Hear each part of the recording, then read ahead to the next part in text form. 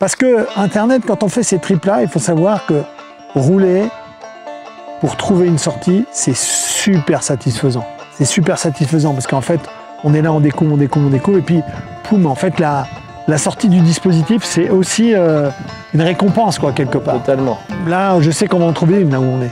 Là, c'est sûr qu'on va en trouver une. Salut Internet, j'espère que tu vas bien.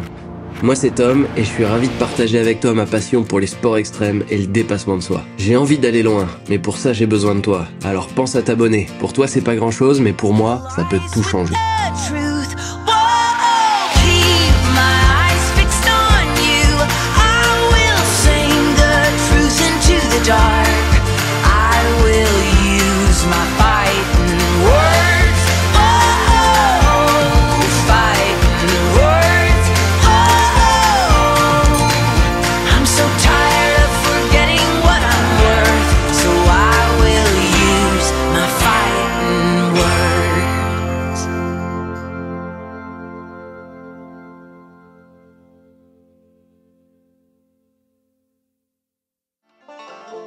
Non, c'est vrai que cette année, c'était assez différent de l'année dernière, j'ai trouvé, personnellement. C'était compliqué de par le fait qu'on a passé un step de plus dans l'aventure. L'Albanie, ça peut paraître loin de chez nous, etc., mais ça reste un pays qui est quand même en voie de développement et pas mal développé.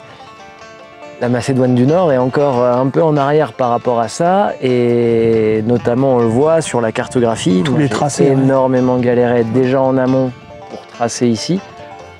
Et sur le terrain, ça s'est révélé une vraie difficulté. Donc ça rajoute un vrai step d'aventure parce que on est face au fait accompli qu'on est perdu au milieu de rien. Et sur le GPS, il y a une trace, en vrai, elle n'existe pas et je pense qu'elle n'a jamais existé.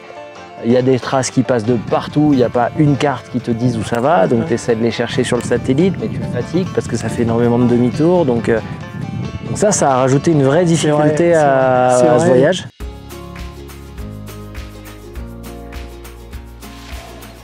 Jour 7. Et oui, t'as bien lu Internet. Cette année, premièrement, comme Rodolphe l'a déjà dit, il s'est pas préparé physiquement. Et deuxièmement, l'aventure que je lui propose est clairement plus exigeante que celle de l'année dernière. Donc, savoir quand le corps a réellement besoin de repos fait partie des compétences essentielles pour être capable de partir loin. Donc le J6 aura été un jour de break, complètement nécessaire pour Rodo, qui a laissé beaucoup d'énergie depuis le départ. Et comme le J6 n'aura pas suffi à recharger totalement les batteries, nous décidons de faire tranquille. Un jour soft aujourd'hui, c'est-à-dire que nous allons essayer de rester sur des routes bitumées. Ça va aussi nous permettre de voir la Macédoine sous un autre angle. L'objectif ? Rejoindre Skopje, la capitale de ce pays. Avec quand même un peu de mécanique sur la route, parce que j'ai comme l'impression que mon roulement arrière commence à être bien fatigué. C'est trop tard. Non, faut arrêter, putain. T'as entendu quelque chose? Ouais, moi j'ai entendu, le diagnostic de Rodo était le bon. Oh, j'ai rien entendu. Si, Tom il a dit ça. J'ai rien entendu. Quel enfoiré. Et comme à son habitude, Rodolphe va nous trouver un hébergement dont on se rappellera longtemps.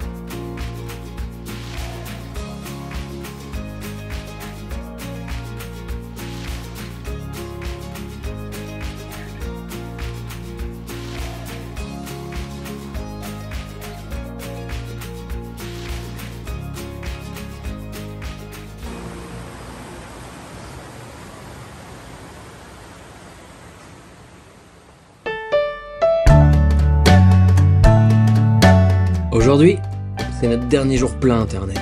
Alors autant te dire qu'on a envie de finir en beauté. Direction, le parc national de Mavrovo. Mais avant, un petit peu de mécanique, on se refait jamais totalement. Une petite crevaison de l'avant en ville, ça fait toujours plaisir et ça faisait longtemps. T'as beaucoup crevé pendant les premières semaines? Il y a des crevaisons là. Le hasard voudra que ça nous arrive juste devant la boutique de pneus Tigara. Ni une ni deux, ils sortiront pour nous proposer de l'aide. Ils font aussi de la moto, et ils s'occuperont de nous comme des rois. Ils réparent ma chambre à air pendant qu'on sirote tranquillement une bonne limonade devant leur boutique. C'est génial, hein? C'est énorme. Le briquet intelligent. Le briquet intelligent. On le garde même quand on n'est pas Pas fumeur. grand chose à dire, juste infiniment merci.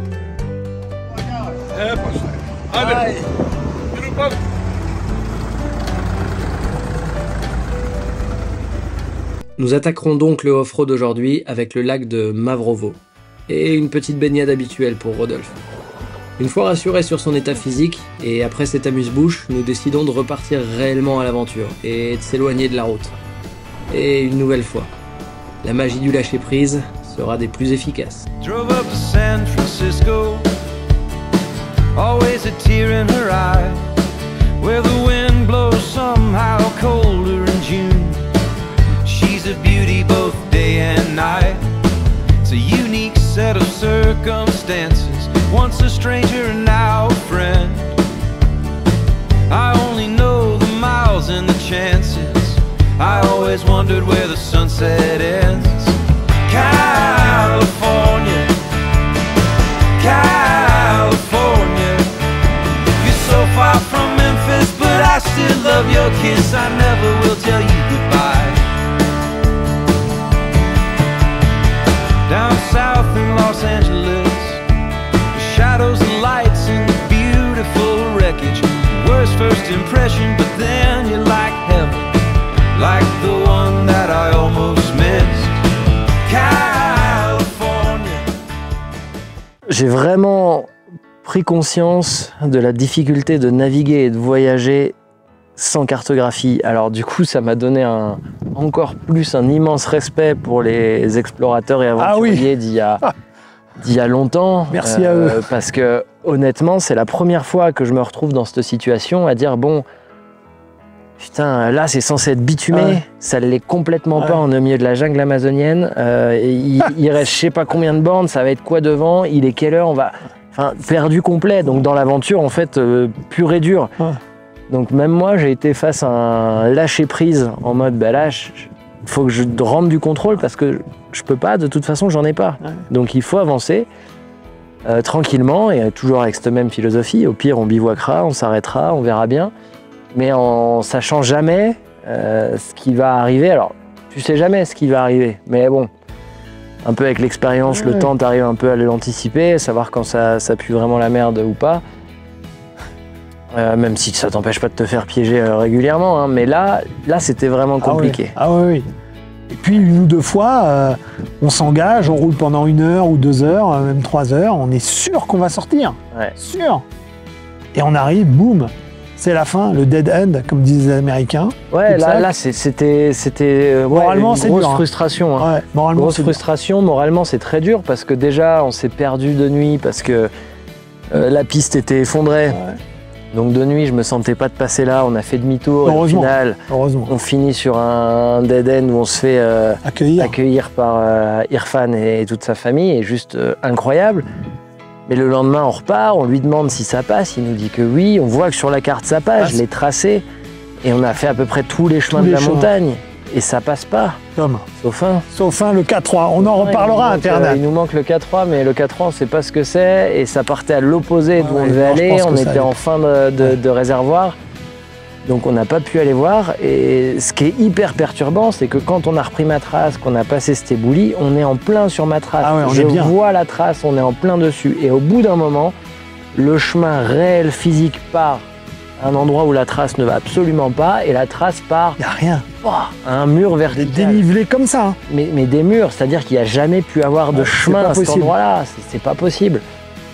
Et en même temps, on ne peut pas imaginer, on était à 500 mètres à vol d'oiseau de où on devait aller.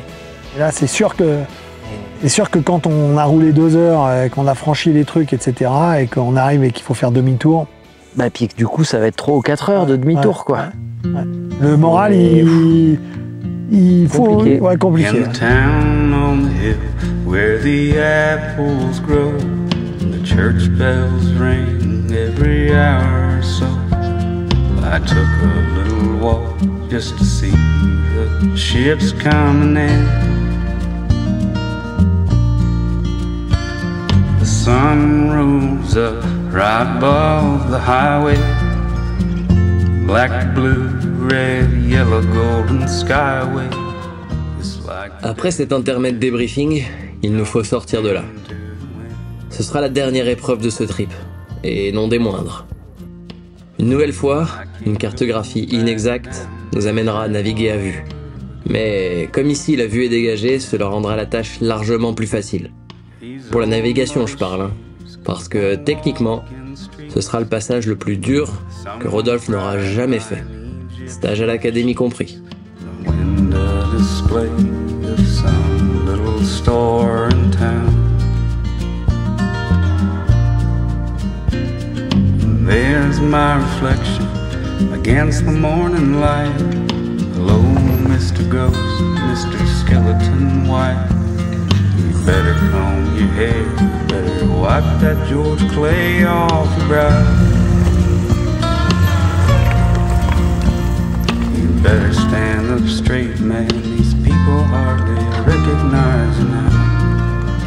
Il faut ici mettre en œuvre de nombreuses compétences et savoir faire des choix sécus, car bon nombre de fois nous passerons à flanc de falaise. Nous prenons donc notre temps, mais nous finirons par réussir à traverser. The dark side of the moon, all this spinning around hurts my head. I just sit here lonesome for you. There's a million things I would rather do instead. I know it takes a lot to change a worried mind, and I know it takes a year to see the warm summertime. But I'm made of nails, man, made of tombstone and tall, tall trees. Il nous reste maintenant à sortir d'ici et au moins on n'a plus la contrainte du vide à gérer. Alors on va simplement, tranquillement, aller au bout de ce chemin. Turn to dust a little every day. It's so slow that you can't even see.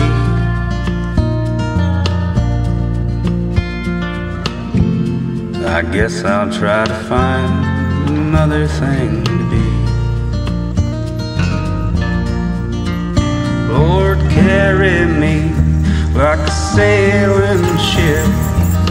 Comfort me before I slip down the dark side of the moon. All this spinning around hurts my head.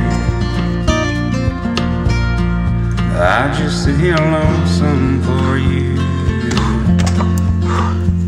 There's a million things I would rather do instead.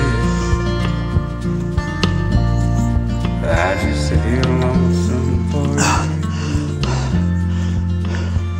There's a million things I would rather Lâchez-la. do instead.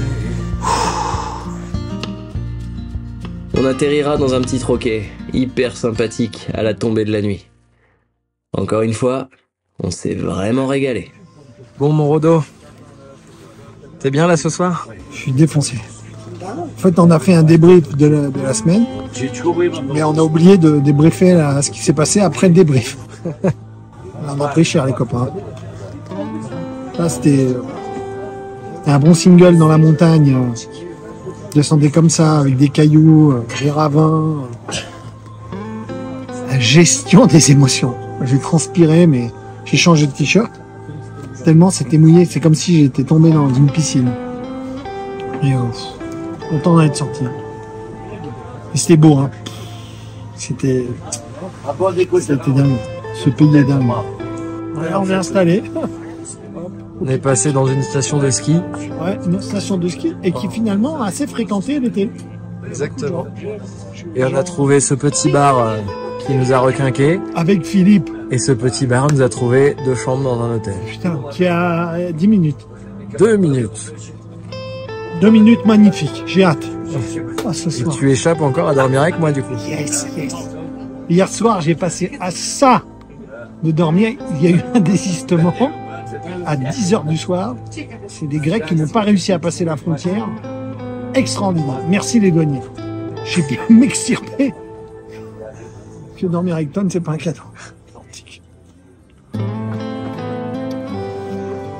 Je crois que sur le mois de juillet, j'ai perdu 9 kilos. Alors soit c'est la balance de l'hôtel qui était très généreuse, soit j'ai réellement perdu 9 kilos quoi. Ce qui... Non, t'as beaucoup maigri, Bon, on s'est régalé, hein. On est un peu un vieux couple maintenant, on est désolé Internet. Hein. L'année dernière on se découvrait, mais là putain, on est un peu un vieux couple. Alors du coup, par moment, On se nos parle même petites plus. habitudes. On a nos petites habitudes. Bon. Bon, tu veux rajouter quelque chose? Non? À la revoyure? C'est moi qui finis comme ça. C'est pour emmerder Tom.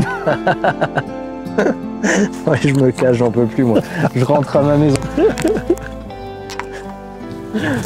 Oula.